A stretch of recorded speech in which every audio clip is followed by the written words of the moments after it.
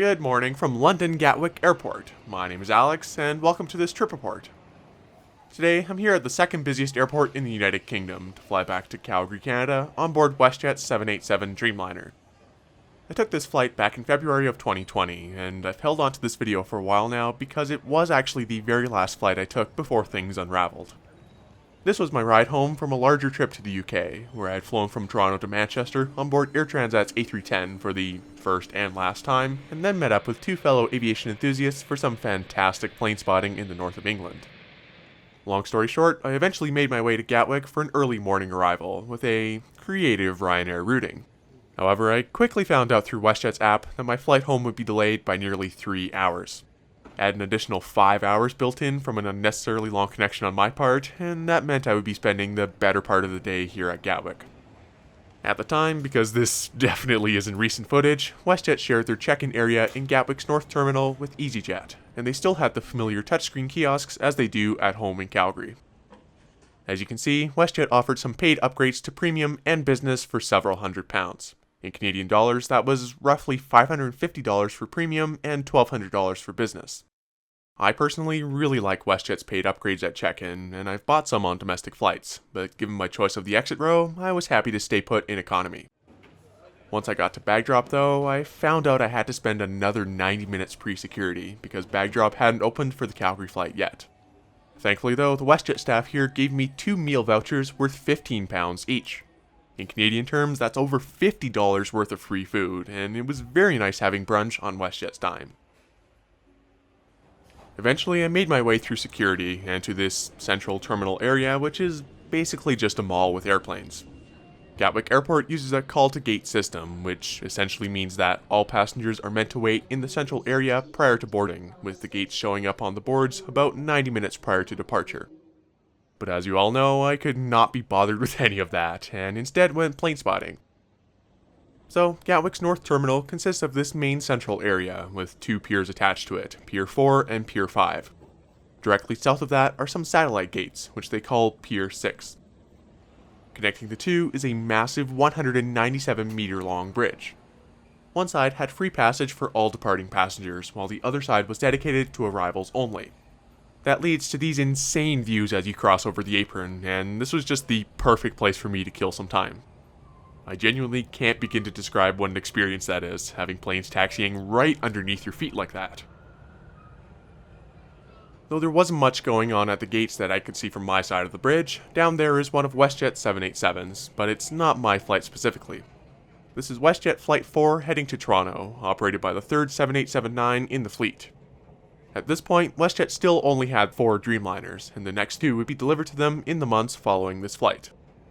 In 2021, WestJet will have served London-Gatwick for 5 years, give or take some seasonal flight changes and global crises. They originally started service here in spring 2016 with their Boeing 767s. I was there to see the inaugural flight to London departing from Calgary, so it is kinda cool to see their operations on the other side of the ocean for once. If you thought that BA A320 was cool, well, standing above a Dreamliner pushing back and taxiing out is something else.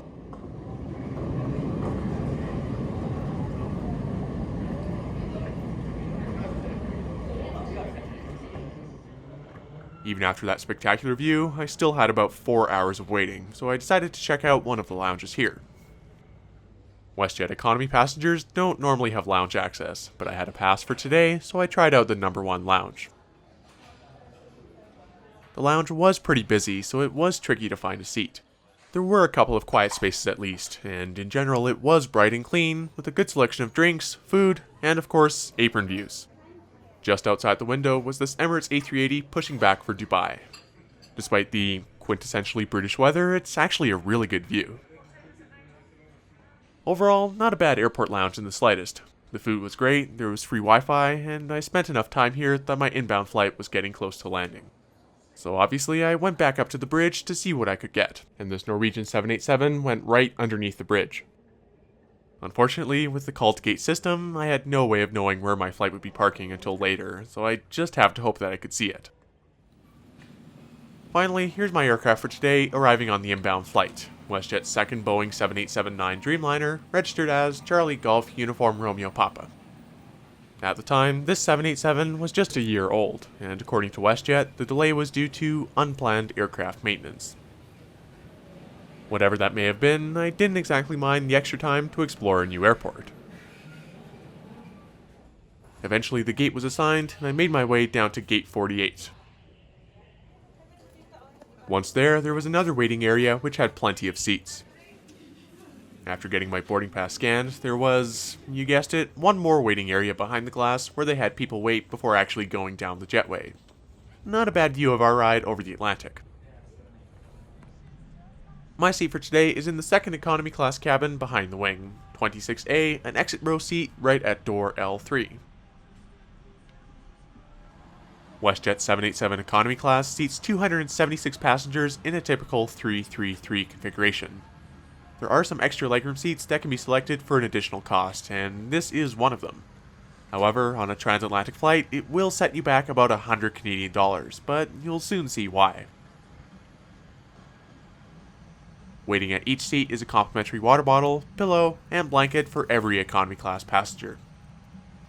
These exit row seats all have an adjustable headrest, a tray table in the armrest, a literature pocket in the wall, a universal power outlet underneath the seat, an in-flight entertainment screen that folds out from between the seats, and this unbelievable amount of legroom. Row 26 also has this pretty solid wing view. Also visible from here is what proved to be my favorite spotting location over the past few hours. Despite the delay, I think this will have been one of my most memorable airport stopovers.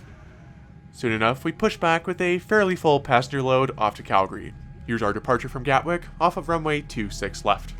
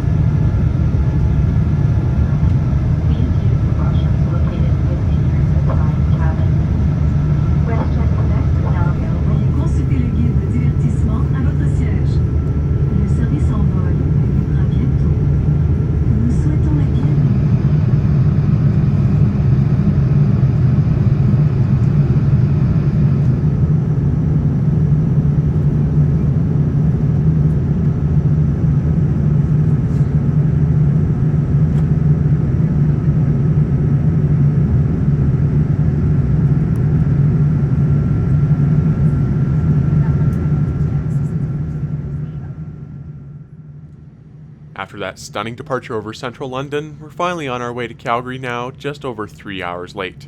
Some of you may know about this, but a flight from Europe to North America leaving late? Well, that's why this video is sponsored by the European Union. No, it's not, but let's just say this flight paid for itself. WestJet's in-flight entertainment system on the 787s is excellent, with a comprehensive selection of movies, TV shows, music, reading, games, and of course the detailed moving map. Each screen also comes equipped with 2 headphone jacks and a USB port. The tray table folds out from the armrest and rests at a comfortable height above my knees.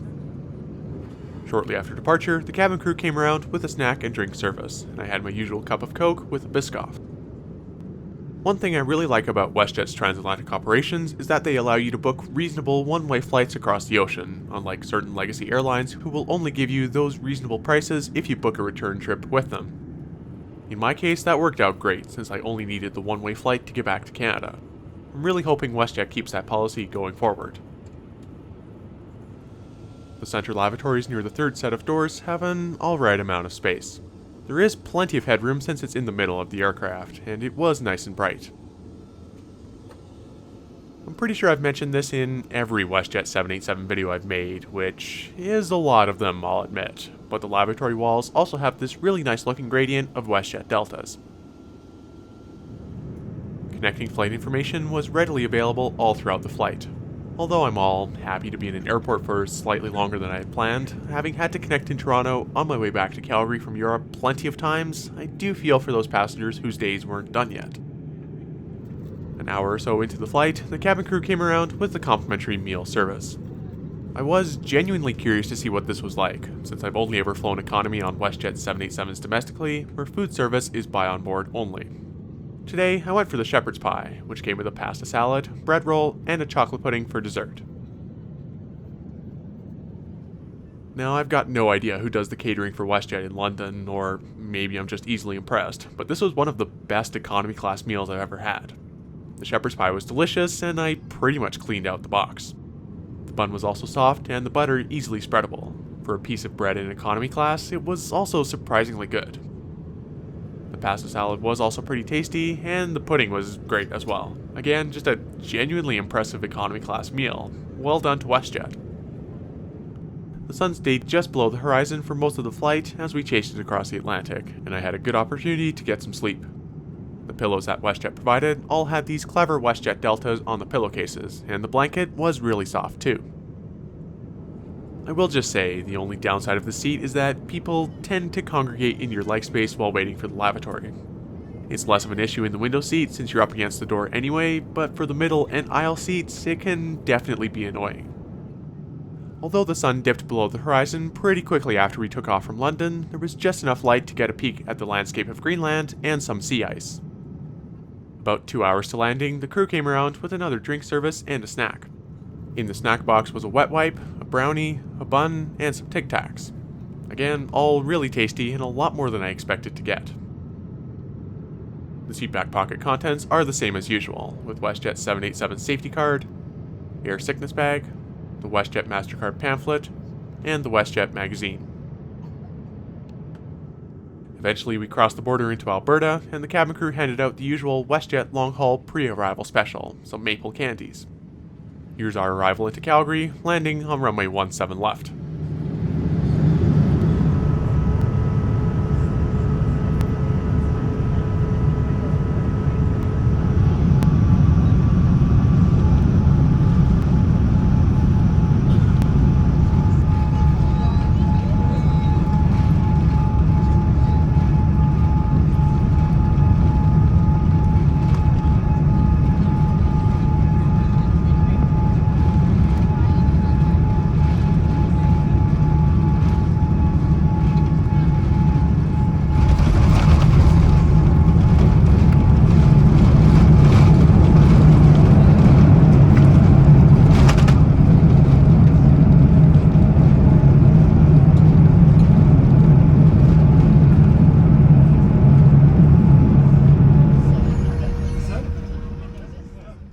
So, that was Transatlantic Economy Class with WestJet.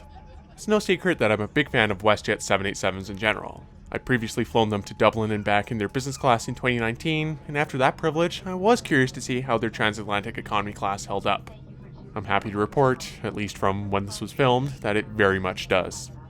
The 3-hour delay was... it was inconvenient, but I can think of much worse airports to spend a couple hours at just being an av geek. Also, I can think of a lot of other airports that don't have a bridge above airplanes. The crew on board were super friendly as usual, and again, I was pleasantly surprised at the onboard offering.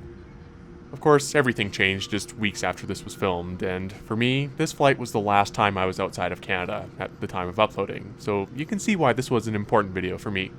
As things start to look up again with cautious optimism, I'm very much looking forward to flying transatlantic again in the future.